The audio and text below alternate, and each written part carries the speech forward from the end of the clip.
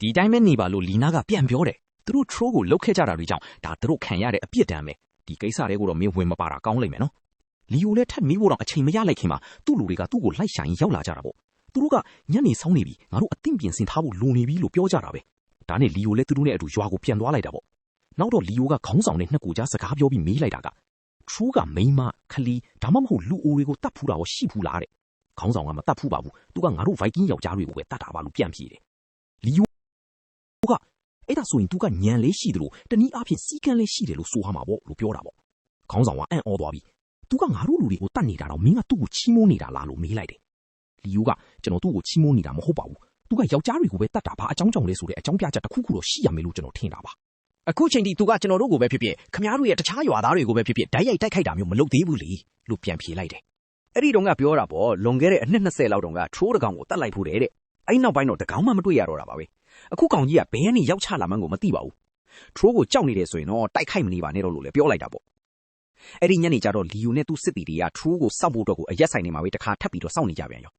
ာသူတို့ troll ရောက်လာတဲ့အတန်ကိုကြားလိုက်တာနဲ့ဓားတွေကိုကင်ပြီးတော့အပြင်ကိုပြေးထွက်သွားကြပါမယ် troll ကတော့ဘယ်မှမတွေ့ရပြန်မဟုတ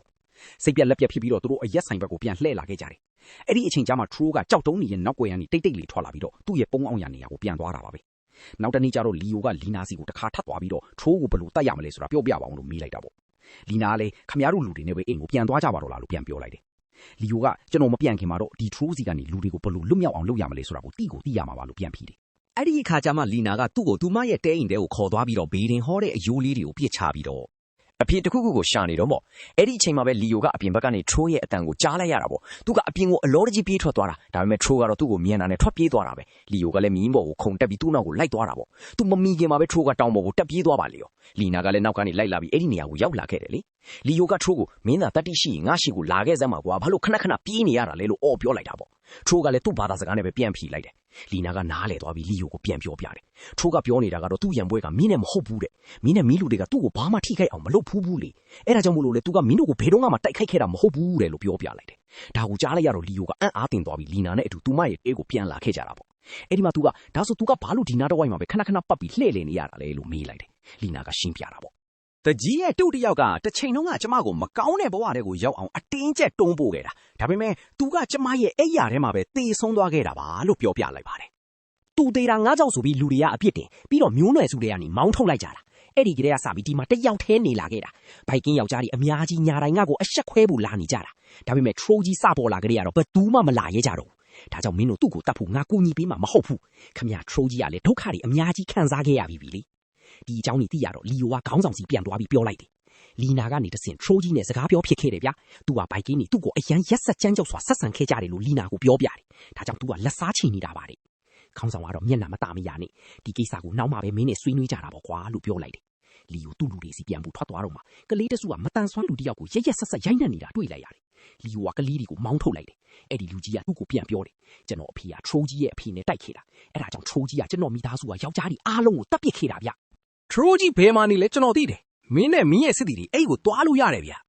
အဲ့ဒီကိုသွားပြီးသူ့ကိုတပ်ပစ်လိုက်တယ်ဒါကိုကြတော့လီယိုနဲ့သူ့တရေကောင်းတွေက troll ရဲ့ကူရှိတဲ့တောင်ဘက်စီကိုလှေနဲ့ထွက်သွားကြတယ်ခြေတော်မတန်တဲ့သူကလမ်းပြပေးတာနဲ့ကန်းနာနာရောက်ပြီးတော့ဂူရဲ့တစ်ခုတည်းသောဝင်ပေါက်ကိုမတွေ့မချင်းတောင်ပေါ်ကိုတက်သွားကြပါတယ်ဗိုက်ကင်းတယောက်ကအောက်ကိုဆင်းကြည့်ဖို့စူးစမ်းပေမဲ့ချီချော်သွားတယ်တခြားသူတွေကလည်းသူ့ကိုချက်ချင်းပြန်ဆွဲတင်လိုက်ကြတယ်အဲ့ဒီနောက်တော့ဘသူမှအတွင်းထဲဝင်ဖို့တတ်တိမရှိတော့ဘူးအဲ့ဒီစားသူတို့ကဂူဝါနာလေးမှာပဲသေးပေါက်ချပြီးသူတို့လှီစီကိုပြန်လာကြတော့တယ်ဒါပေမဲ့ရုတ်တရက်ရေအောက်ကနေပုံနေတဲ့ troll ကသူ့ဂူနာမှာသေးပေါက်ခဲ့တဲ့ Viking ကိုတတ်ဖို့စူးစမ်းပြီးခုတ်အုပ်လိုက်တယ်ဒါပေမဲ့သူ့အဖော်တွေကမြန်မြန်ဆန်ဆန်တိုက်ခိုက်လိုက်တာကြောင့် troll ကရေအောက်ကိုပြန်ဆုတ်ပြေးသွားရတယ်အဲ့ဒီ Viking ရဲ့အသက်ကိုလည်းကယ်ဆယ်လိုက်နိုင်ခဲ့တယ်ဒီဖြစ်ရပြီးတော့အဖွဲ့ကအရက်ဆိုင်ကိုပြန်ပြီးတညလုံးစောင့်နေကြတာပါဒီညမှာတော့ troll အတွက်ပေါ့ဒါပေမဲ့ဒီတစ်ခါတော့ troll ကအထဲကိုဝင်ရဲဝင်ထွက်ရဲတော့တာမျိုးမရှိတော့ဘူးပေါ့နောက်နေ့မနေ့ကျတော့လီယိုအပြင်ထွက်လိုက်တာ troll ကသူတို့ကိုကူလမ်းပြပေးခဲ့တဲ့ခြေထောက်မတန်တဲ့စစ်သားကြီးကိုတတ်ထားတာတွေ့လိုက်ရတယ်အဲ့ဒါကိုမြင်ပြီးလီယိုနဲ့ Viking တွေလည်းတော်တော်လေးလန့်သွားကြပြီး troll ရဲ့ကူကိုပြန်သွားဖို့ဆုံးဖြတ်လိုက်ကြတယ်ဒါပေမဲ့ဒီတစ်ခါတော့ဂူဝါကိုရောက်အောင်ကျိုးကိုပဲအသုံးပြုပြီးသွားလိုက်ကြတာပေါ့အထဲကိုရောက်သွားတဲ့အခါမှာတော့ပစ္စည်းစမ်းပြပြတွေဟိုတစားဒီတစားပြန့်ကျင်းနေတာကိုတွေ့လိုက်ရတာပေါ့ Viking တယောက်ကြတော့ troll အဖေရဲ့ဥကောင်းခွန်ကိုရိုက်ခွဲပစ်ပြီးအဲ့ဒီအပေါ်မှာစီးပါချလိုက်ပါတော့တာပေါ့အဲ့ဒီအချိန်တုန်းကတော့ troll ကမရှိဘူးပေါ့ဒါပေမဲ့သူပြန်ရောက်လာပြီးအဲ့ဒီကျိုးနေတဲ့ဥကောင်းခွန်ကိုတွေ့လိုက်ရတဲ့အခါကျတော့သူ့ကူထဲကိုဘသူတွေဝင်သွားလဲဆိုတာချက်ချင်းကိုသဘောပေါက်သွားပါတော့တယ်သူ့အဖေကိုစော်ကားထားတာတွေ့လိုက်ရတော့ troll တစ်ကောင်လုံးဒေါသထွက်ပြီးယူချင်းနေပါတော့တယ် အဲ့ဒီညနေပိုင်းရောက်တဲ့အခါမှာတော့ဘိုက်ကင်းတွေအဲ့ဒီခိုကန်ထဲမှာအိပ်ပျော်နေတော့ထရိုးကရက်ဆက်ဝင်ရောက်တိုက်ခိုက်ပါတော့တာပေါ့အဲ့ဒီမှာသူ့အဖေဦးကောင်းကုန်ကူရိုက်ခွဲခဲ့တဲ့သူကိုပဲအရှင်ဆုံးတပ်ပစ်လိုက်တာပေါ့အဲ့ဒါကိုမြင်လိုက်ရတော့လီယိုလည်းထရိုးနဲ့တိုက်ခိုက်တော့တာပေါ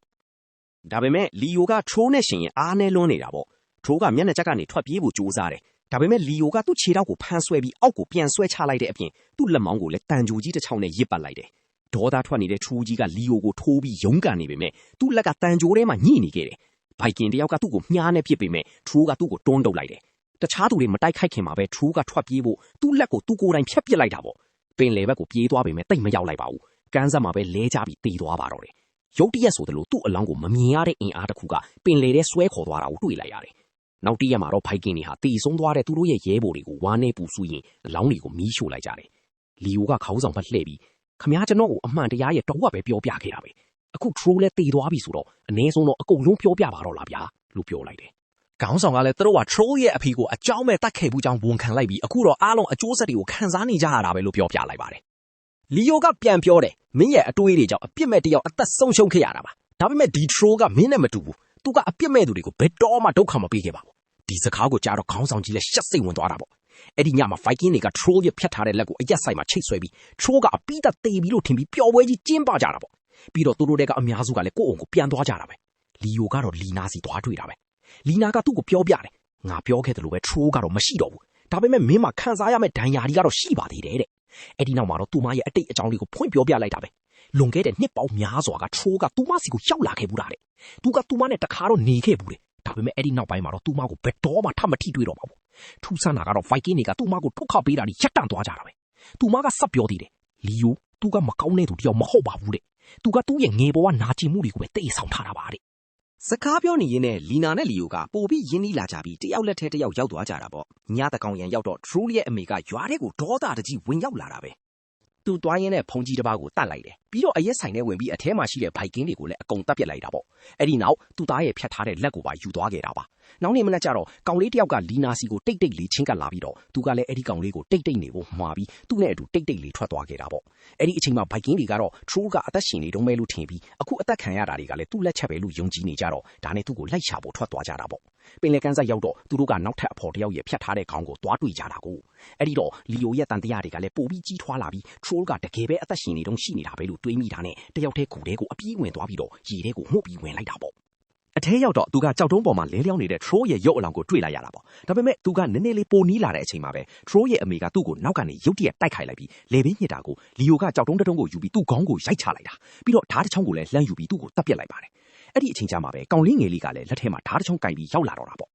သူ့ကိုမြင်လိုက်တဲ့အခါလီယိုအမှန်တရားကိုသဘောပေါက်သွားပါတော့တယ်ဗျာဒီကလေးလေးဟာလီနာနဲ့ Troll ရဲ့သားအရင်ပါပဲလို့သိလိုက်ရတာပေါ့ဒါနဲ့လီယိုလည်းသူ့လက်နက်ကိုအောက်ချလိုက်ပြီးကလေးကိုလည်းဘာမှမလုပ်ခဲ့ပါဘူးဗျာနောက်ပိုင်းမှာတော့လီယိုသူ့လူမျိုးစုစီပြန်ရောက်လာပြီးခေါင်းဆောင်ကိုကျွန်တော်သွားတော့မယ်ဗျာလို့ပြောပြလိုက်တယ်ပေါ့ Troll နဲ့သူ့အမေကတော့တကယ်ကိုတေလွန်သွားကြပါပြီတဲ့ဗျာမသွားခင်လီနာနဲ့နောက်တစ်ကြိမ်ထပ်တွေ့ပြီးတတိပေးစကားပြောသွားသေးတယ်ဗျာ Troll မှာသားရှိတယ်ဆိုတာလူတွေသာသိကုန်ရင်မင်းတို့နှစ်ယောက်လုံးအသက်ခံရလိမ့်မယ်ပေါ့လီနာကလည်းဒီလျှို့ဝှက်ချက်ကတော့ကျမတို့နှစ်ယောက်ကြားမှာပဲရှိနေမှာပါလို့အေးဆေးပြန်ဖြေပြီးလှည့်ထွက်သွားပါတော့တယ်နောက်ဆုံးမှာတော့လီယိုက Troll နဲ့သူ့မိအတွက်လီနာရဲ့တဲအပြင်ဘက်မှာပဲကူသင်းချိုင်းလေးတွေတိဆောက်ပေးခဲ့ပါတော့တယ်ဗျာဒါပေမဲ့အဝေးတနေရာကနေ Troll ရဲ့သားလေးကတော့အရာအားလုံးကိုမျက်ရည်နဲ့ငေးကြည့်နေတာပေါ့ဗျာပြီးတော့လီယိုလည်းသူ့လူတွေနဲ့အတူဂိတ်လန်ကိုပြန်သွားပါတော့တယ်ဗျာရုပ်ရှင်ကလည်းအဲ့ဒီမှာပဲပြီးဆုံးသွားပါတော့တယ်ဗျာကဲဗျာမိတ်ဆွေတငယ်ချင်းတို့ကြီးကျွန်တော်တို့ channel လေးကိုအခုမှစရောက်ဖို့လဲဆိုရင်တော့ subscribe လုပ်သွားဖို့နဲ့အသစ်တင်တိုင်းတိရအောင်ဘေးနားကခေါင်းလောင်းလေးကိုပါနှိပ်ထားဖို့မမိကြနဲ့ဦးနော်ဒီဗီဒီယိုလေးကိုလည်း like နဲ့ share လုပ်ပေးဖို့မမိပါနဲ့လို့တောင်းဆိုပါရ